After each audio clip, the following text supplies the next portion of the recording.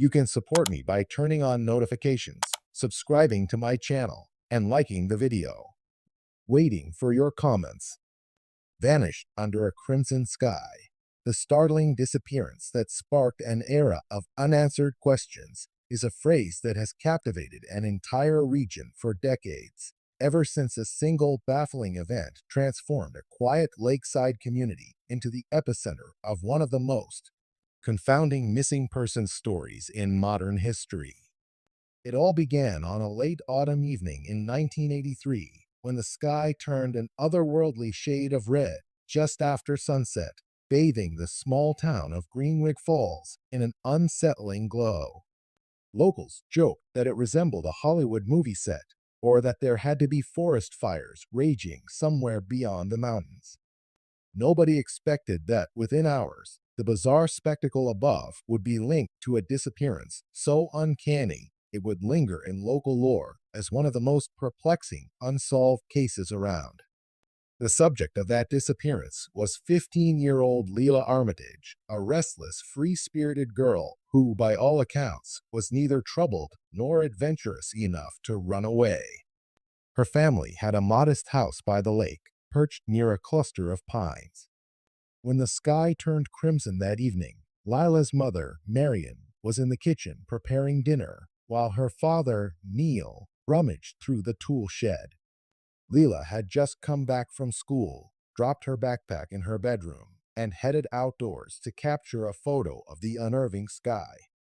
At least, that was her plan. According to her younger brother Sam, who was the last to see her, she walked a few yards toward the lake, camera slung around her neck. Then she vanished. None of the neighbors heard a scream, or saw a strange vehicle, or noticed footprints leading away. Her parents realized she was missing about an hour later, when dinner cooled on the table, and Leela never arrived. At first, they assumed she was just lost track of time snapping pictures, but the ominous hush that settled on the entire property hinted otherwise. A frantic search through the woods turned up nothing more than the footprints of Lila's sneakers near the water's edge, abruptly stopping as if she had taken flight. More chilling, the camera lay abandoned on the lakeshore, lens cap off. The roll of film inside, when developed, revealed a few images of that eerily red sky, then one final shot of the water's surface, blurred and incomprehensible. It was as though something startled her, causing her to click the shutter at the worst possible moment, capturing only a smear of crimson reflection. Before that night, Greenwick Falls was a humble township known for scenic boat rides, honest fishermen, and a single main street brimming with quaint shops. But with Lila's disappearance, the entire routine of the place fractured. The local police, unaccustomed to major crimes, formed a desperate search operation. Volunteers combed the lake with canoes, sending divers to check for any sign of a body. They found nothing. State troopers scoured the forest with hounds that lost Lila's scent near the water's edge. As news outlets from the capital city swooped in, the media latched onto the uncanny color of the sky, painting the story with a sensational brush. Headlines read, "Crimson Sky, Crimson Mystery," and speculated about cosmic phenomena or conspiracies. Soon, theories ran amok. Some posited that Leela had been abducted by a cult that worshipped the red moon, even though it was the sky that was red, not the moon. Others claimed to see lights in the sky that night, perhaps an alien craft. A handful of townspeople insisted it was a natural effect caused by unusual atmospheric conditions, but that did little to calm the rumor mill. Days turned to weeks. The local authorities found no leads, no ransom note, and zero evidence pointing to foul play. It was as though the earth swallowed Leela. The story might have ended as a typical unsolved case, if not for the chain of bizarre incidents that followed in the months after. For instance, local fisherman Keenan reported encountering a blood-red haze on the lake early one morning while casting his nets. According to him, the mist formed a spiral shape that drifted ominously over the water. He swore he heard a faint voice, a cry from somewhere across the lake. He rowed frantically toward it, only to find nothing but still waters. Another day, a traveling salesman driving a lonely back road at dusk spotted a figure matching Lila's description stepping out from the tree line. She reportedly wore what looked like the same outfit Lila had that day, a denim jacket, a bright scarf, but her face was partially obscured in that lingering dusk. When he pulled over, the figure retreated into the woods, ignoring his calls. By the time he rummaged out a flashlight, no trace remained. He swore on his life that it was her face, pale and lost, glancing at him for a moment with an expression both longing and terrified. Investigators pursued such leads vigorously, yet each time the track went cold. The sense of dread thickened. Lila's case overshadowed daily chatter. The bookstore clerk gossiped about a curse. Old Mr. Parnell at the gas station peddled second-hand stories about an ancient presence in that lake, referencing tribal legends claiming the water sometimes claimed a living sacrifice. Panicked families forbade their kids from venturing near the shore unaccompanied. For a town built on fishing and lake tourism, the economic toll became crippling. Meanwhile, Marion and Neil Armitage refused to give up. They posted flyers in every major city of the region, broadcast appeals on the radio, and sought out spiritual mediums who offered contradictory visions. One claimed Lila was trapped in a hidden cave. Another insisted she had crossed into another plane on the night of the red sky, effectively snatched by some dimension's breach. The family hovered between anger and despair, battling the stigma that perhaps they themselves had something to do with her vanishing. Time marched on, but the question lingered.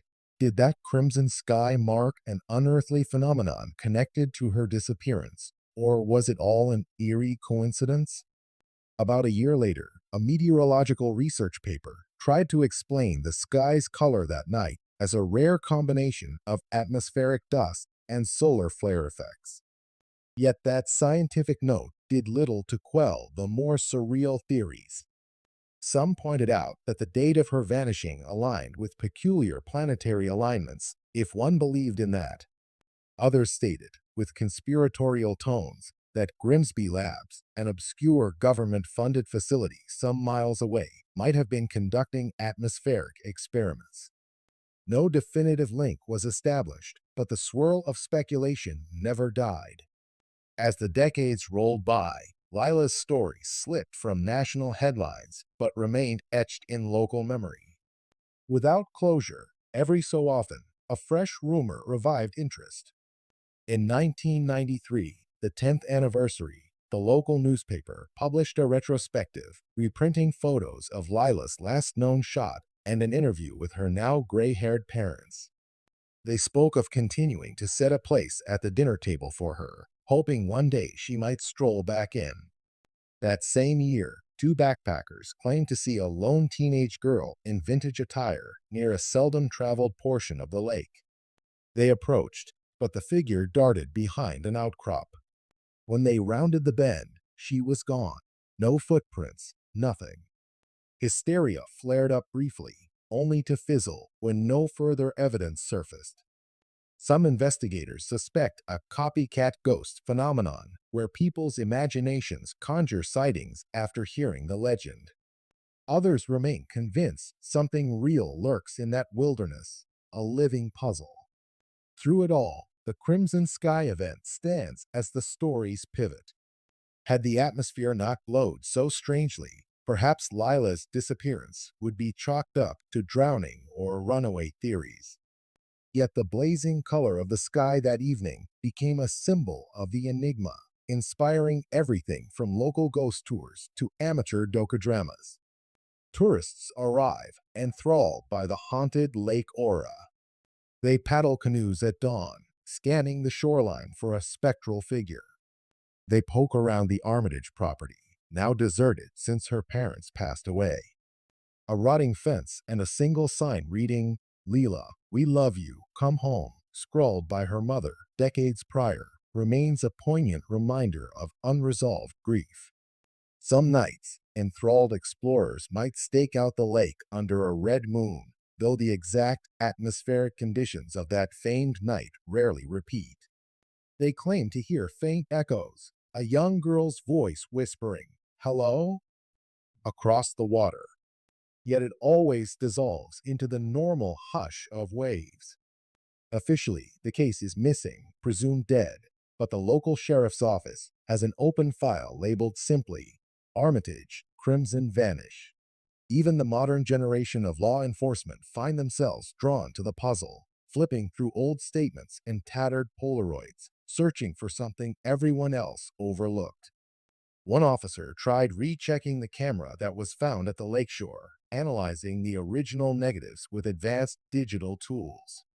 He discovered faint lights at the edge of the final photo, possibly reflection of eyes or some anomaly. The resulting speculation triggered renewed curiosity. Could Leela have been confronted by a presence, human or otherwise, that fateful moment? In the end, vanished under a crimson sky.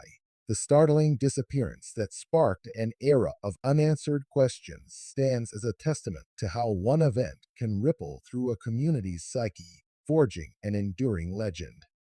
Lila's face, frozen in a handful of old-school portraits, remains a symbol of innocence lost. Her family's heartbreak lingers in dusty diaries and neglected farmland. The lake, calm on the surface, holds silent watchers. Some might say they're the illusions of guilt. Others might claim they're actual spirits. And the phenomenon of that red sky, fleeting though it was, continues to overshadow rational explanations. It turned the tragedy from a single missing person case into a labyrinth of theories about cosmic flukes or hidden conspiracies. People who come to Grisham's Point often ask, did something supernatural claim her? Did a disturbed individual abduct her? Or did she slip into the water to drown in quiet desperation? Locals can only shrug. Each theory has holes, each solution incomplete. In that sense, Lila's disappearance feels almost mythical, a cautionary tale that sometimes the strangest phenomena yield no final revelation. Yet the trail hasn't gone entirely cold. Every few years, new technology or determined curiosity spawns attempts to dredge the lake, scan it with sonar, or resweep the forest. The search for closure continues, fueled by an almost sacred vow to bring answers to her memory. If any single truth emerges from this story, it's that the unknown can uproot an entire community, binding them in perpetual vigil. Indeed, the red sky that once set the horizon ablaze now colors the local imagination, a sign that reality can shift in an instant, offering no prelude or resolution. For those who study unsolved mysteries, Lila's case remains an iconic question mark, a microcosm of that uneasy border between normalcy and the extraordinary. Even today, if you wander the lakeside at twilight, you might glance up to see the sunset's way edging toward deep red and momentarily recall Lila's story. In that moment, you might sense a hush, as though the lake itself is holding its breath, waiting. For what? Perhaps for a final clue, the missing piece to set the record straight, or for Lila to reappear from the shadows in which she vanished so long ago. Until that day, if it ever comes, her name endures, whispered by the breeze rustling through reeds, reminding us that some mysteries resist every attempt at closure, leaving behind only a crimson sky and an echo of longing that we might someday solve them.